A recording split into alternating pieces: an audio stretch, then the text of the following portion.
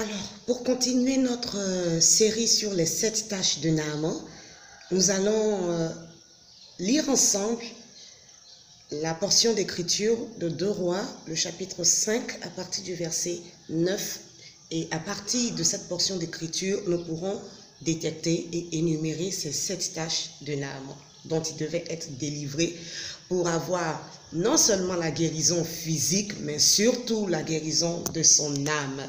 Il y a des choses qui influencent notre âme, qui influencent notre caractère, notre vie spirituelle et qui finissent par transparaître sur notre corps. Je veux dire qui finissent par rentrer dans le domaine physique de notre vie. Donc, parler de guérison réelle commence d'abord par la source. Aller à la source spirituelle, savoir quel est le problème spirituel à la base qui a créé ce problème physique que tout le monde peut constater. Alors, Naaman vint, nous sommes au verset 9, Naaman vint donc avec ses chevaux et son char et attendit devant la porte de la maison d'Élysée. Celui-ci lui fit dire par un envoyé, « Va te laver 7 fois dans le Jourdain et tu seras complètement purifié. » Naaman se mit en colère et il s'en alla en disant, « Je pensais que cet homme viendrait en personne vers moi, qu'il se tiendrait là pour invoquer l'Éternel son Dieu, puis qu'il passerait sa main sur la partie malade et me guérirait de ma lèpre. Les fleuves de Damas, l'Amana et le Parpar ne valent-ils pas mieux que tous les cours d'eau d'Israël? Ne pourrais-je pas m'y baigner pour être purifié? » Il fit donc demi-tour et partit furieux. Mais ses serviteurs s'approchèrent de lui pour lui dire, « Maître, si ce prophète t'avait ordonné quelque chose de difficile, ne le ferais-tu pas?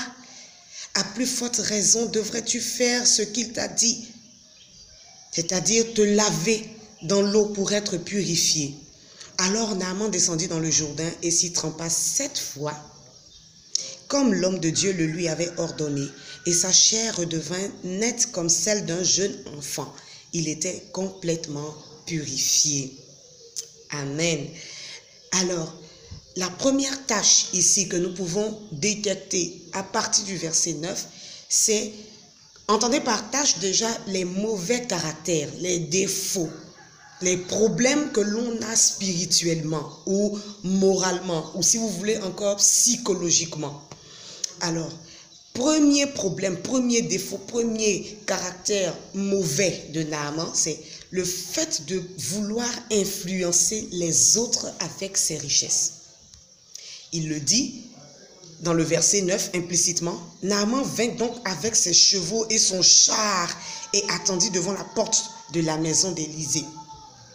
Donc, il s'est dit, avec tout ce que j'ai, mon titre, mes biens, mes richesses, mes armes et tout ce que j'ai là, le monsieur Élysée, il n'a d'autre choix que de venir à ma rencontre.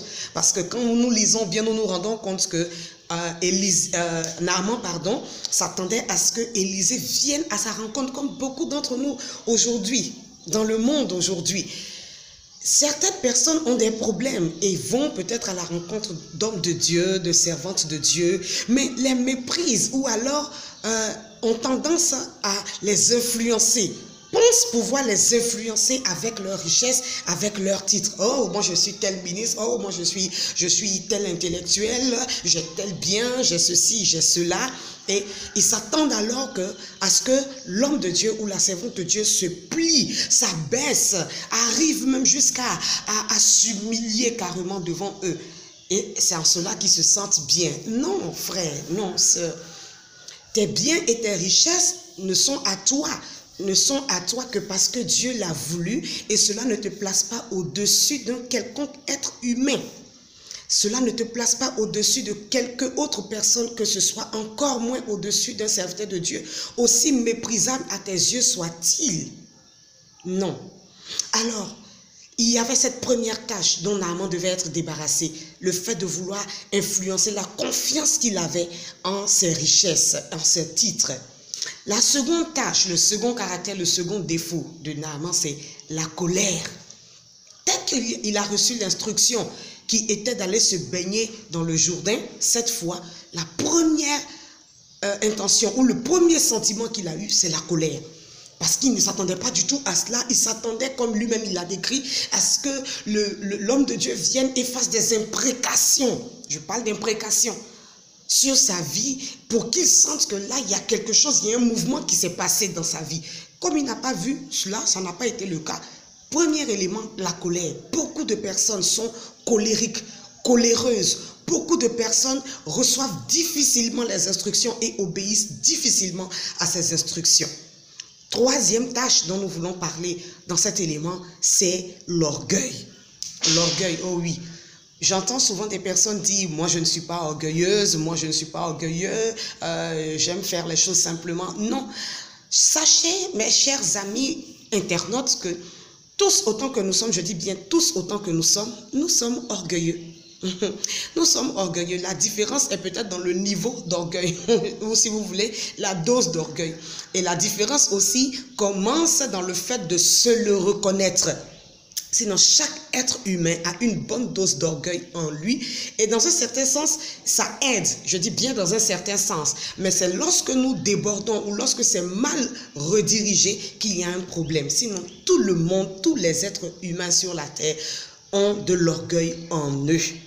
Et ici, il s'agit d'un orgueil mal placé, orgueil qui nous amène à négliger les instructions qui nous sont données, à négliger les instructeurs que nous recevons, à négliger, mépriser ceux qui nous ont été imposés, si on peut le dire ainsi, par le Seigneur pour nous aider dans notre marche, pour nous aider. Notre pasteur, notre père, notre mère, toutes ces personnes qui sont placées au-dessus de nous, qui nous donnent des instructions, et que nous refusons d'écouter, auxquels nous refusons d'obéir par orgueil, parce que nous nous trouvons trop élevés, nous nous trouvons trop sachants pour recevoir quoi que ce soit comme instruction de la part de qui que ce soit. Alors, posons-nous la question, est-ce que nous n'avons pas ces 7 tâches, au nombre desquelles les 3 premières que nous venons de citer, l'envie, sinon le désir d'influencer les autres avec nos richesses, le désir ou cet attrait à la colère et cette manifestation de l'orgueil. Si c'est notre cas, le temps de la repentance est arrivé. Soyez bénis et à bientôt.